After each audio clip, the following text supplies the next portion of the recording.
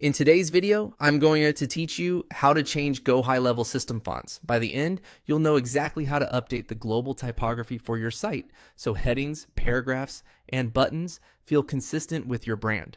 Let's jump right inside your GoHighLevel dashboard. Start by opening the main navigation and clicking on Sites. This is where all your web assets live, including funnels and traditional websites. If you manage multiple locations or accounts, make sure you're entering the correct workspace before proceeding so your changes apply to the right place. Next, choose Websites. This tab focuses on your full site builds rather than funnel steps.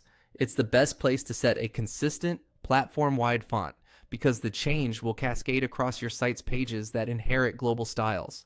From here, select the website you want to work on. You'll see a list of sites. Pick the one that needs the font update. A quick tip: glance at the thumbnail or site name to confirm you're opening the correct project, especially if you maintain multiple similar properties. Once your site is selected, click Edit. This opens the page builder where global design settings live.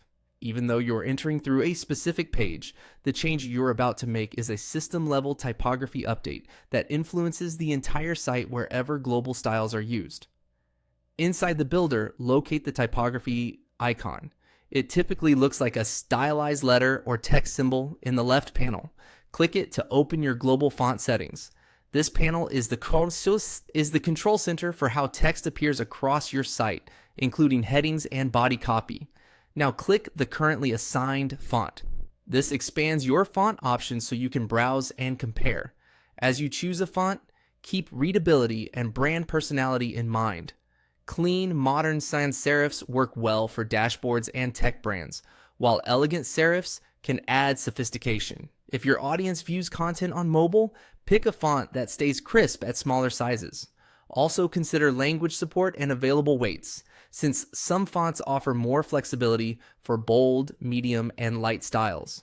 When you've made your selection, click the Save icon.